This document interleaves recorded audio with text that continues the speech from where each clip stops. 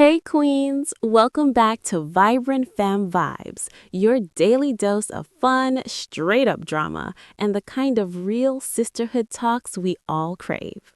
Whether you're glowing, going through it, or just here for the mess, you're home. The woman on that stage stole everything from me. I trusted her with my dream. Then she launched it as hers. The room exploded into applause. Not polite clapping, not supportive nods. Real applause. The kind that feels like a wave crashing into your chest when it's meant for you, but isn't. Taylor stood frozen near the back of the packed co-working space, fingers numb around her phone, heart hammering so hard it felt violent. On the massive screen at the front of the room glowed a familiar logo. Too familiar. Same minimalist font, same color palette, same tagline, same idea. Her idea. On stage, smiling effortlessly beneath warm studio lights, stood Emily. Emily, her best friend, her late-night confidant, the person who had sworn, "I would never do anything to hurt you." Emily lifted the mic, voice bright, confident. This platform was born from years of passion, frustration, and a desire to solve a problem no one was brave enough to address. Taylor's breath hitched. Those words. She had written those words in a notebook at 2:17 a.m., curled up on their apartment couch, while Emily sat across from her, barefoot, nodding, saying, "Keep going, this is brilliant." The crowd leaned in. Investors smiled. Phones were raised, recording history. Taylor's phone buzzed in her hand. A text. From Emily. "I wish you could be happy for me." The room tilted. Taylor's chest burned as the truth slammed into her with devastating clarity. Emily hadn't just stolen her idea. She had stolen her voice, her future, her years of dreaming out loud. And now the world was cheering. Taylor turned and walked out before anyone could see her break. The door closed behind her. Before the applause, before the stage lights, before the moment everything cracked open, there was a rainy afternoon in Brooklyn. Taylor remembered it vividly because some moments brand themselves into your life forever. She had ducked into a small cafe off Bedford Avenue, soaked, irritated, laptop bag slipping off her shoulder. She'd just come from her third interview that month, where the hiring manager smiled politely and said, "You're creative, but we're looking for someone with more presence." Presence, a word that haunted her. She ordered the cheapest coffee on the menu and sat at the long communal table, pulling out her notebook. The one filled with half-formed ideas, sketches, and dreams she wasn't brave enough to say out loud yet. That's when Emily sat across from her. Uninvited, unapologetic, radiant. "Is this seat taken?" she asked, already smiling like they were old friends. Taylor shook her head. Emily wore a vintage denim jacket, hair pulled into a messy bun that somehow looked intentional. She had the kind of confidence that didn't ask permission. They exchanged the usual small talk. Weather, work, New York rent being criminal. Then Emily glanced down at Taylor's notebook. "What are you working on?" Taylor hesitated. "Ideas," she said carefully. Emily's eyes lit up. "I love ideas." That was the beginning. They talked for hours about ambition, about being underestimated, about how exhausting it was to constantly prove yourself. Emily shared stories about her marketing job, how she felt invisible in meetings, how she worked twice as hard for half the recognition. Taylor listened. For the first time in a long time, she felt seen. They exchanged numbers, then Instagram, then dreams. Within weeks, they were inseparable. The bond that felt unbreakable. Friendships don't always explode into your life. Sometimes they slip in quietly and make themselves at home. Emily and Taylor became that kind of friendship. Late-night talks on the apartment floor, shared playlists, inside jokes no one else understood. They moved in together after 6 months. 2 bedrooms in a cramped but charming apartment with uneven floors and a fire escape that rattled in the wind. They called it temporary. Everything was temporary until success arrived. They promised each other they'd rise together. Emily had ambition, but Taylor had vision. Taylor noticed patterns in the world others ignored. She saw gaps, needs, stories waiting to be told. Emily admired that about her, or at least she said she did. "You think so deeply," Emily would say. "I wish I had your brain." Taylor would laugh it off, but those words mattered. They cooked cheap meals together, celebrating small wins like surviving another month of rent. Emily would hype Taylor up whenever doubt crept in. "You're going to do something big," Emily said one night, wine glasses balanced on the edge of the bathtub. "I know it." Taylor believed her. That was her first mistake. The idea. The idea didn't come all at once. It arrived in fragments. A frustration here, a note scribbled there, a voice memo recorded while walking home. Taylor noticed how people, especially creatives and freelancers, were drowning in noise. Platforms promised visibility, but delivered burnout. Algorithms rewarded trends, not truth. People felt unseen, unheard, disposable. She wanted to build something different, a platform that centered authenticity, community, sustainable creativity. She talked about it endlessly. And Emily listened. At least that's what Taylor thought. Emily asked questions, smart ones. How would it scale?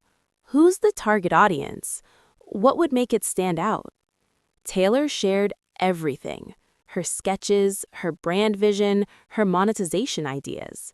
They sat on the couch until sunrise, mapping out features on sticky notes. "You should really do this," Emily said. "This could change things." Taylor's heart swelled.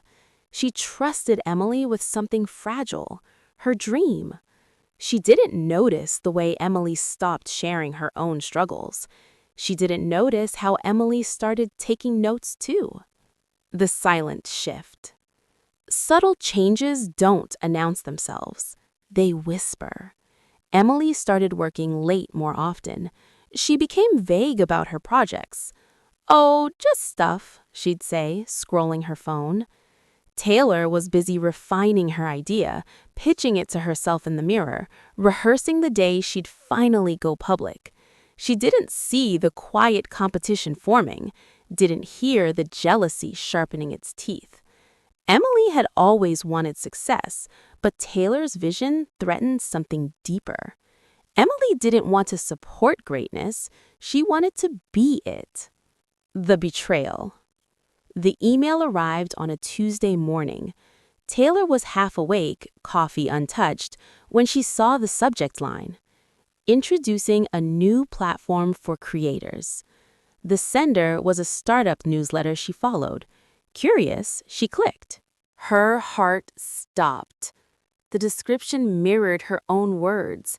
The mission statement echoed her notebook entries. Even the tone, intimate, bold, disruptive, was hers. She scrolled, and there it was: founder and CEO, Emily Carter. Taylor's hands shook.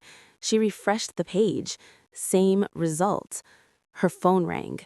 Emily. Taylor didn't answer. She couldn't. Her chest felt hollow, like something vital had been ripped out.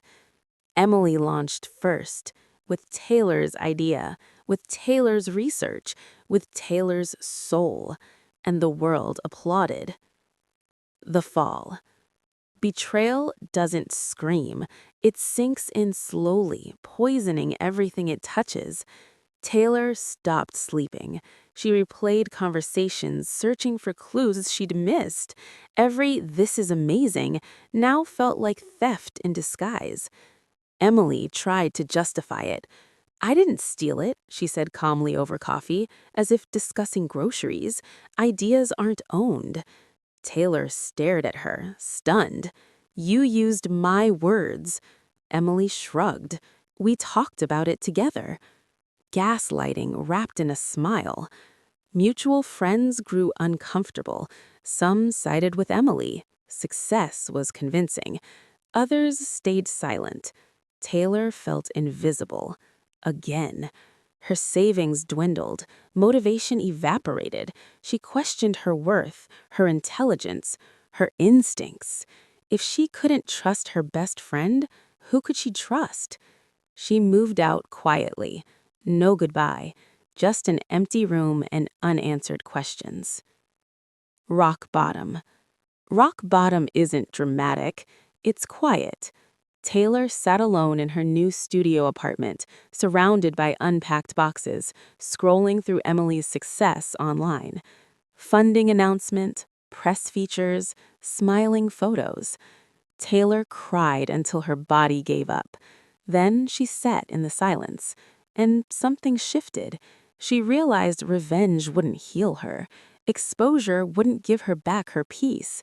She didn't need to prove Emily wrong. She needed to prove herself right. The turning point. Taylor deleted social media. She stopped watching Emily. She turned inward. She refined her idea, not as it was, but as it could be. Stronger, smarter, more resilient. She learned legal protections, branding strategy, emotional boundaries. She rebuilt quietly. No announcements, no validation. Just progress. For the first time, she wasn't creating to be seen. She was creating to be free. The glow up. Months passed, then a year. Taylor launched softly. No hype, just substance. Her platform didn't explode, it grew. Organically, authentically. Creators felt heard. Emily noticed. She reached out. "Can we talk?" Emily asked. Taylor agreed, not because she needed closure, but because she had it. The final confrontation. They met at the same cafe where they'd first met. Emily looked different, less sure. Taylor looked calm, centered. Emily apologized half-heartedly. "I didn't mean to hurt you," she said. Taylor smiled. "I know," she replied. "That's why you did." Emily flinched. Taylor stood. "I hope you find what you're looking for." And she walked away. No applause, no stage, just peace. If this story feels personal, it's because betrayal rarely comes from enemies. It comes from friends, from people who watch you closely, not to cheer, but to copy. Here are the signs. They compete instead of collaborate. They minimize your ideas. They celebrate you publicly but undermine you privately. They get uncomfortable when you grow. Pain can either break you or build you. Your glow-up doesn't need revenge. It needs alignment. Reinvent yourself quietly. Protect your ideas. Trust your intuition. And remember, being underestimated is often the advantage. If you've ever been betrayed by someone you trusted, share your story in the comments. If this story spoke to you, like and subscribe. And if you're in the middle of your glow-up, stay quiet, stay focused. Your time is coming. You didn't lose anything. You outgrew it.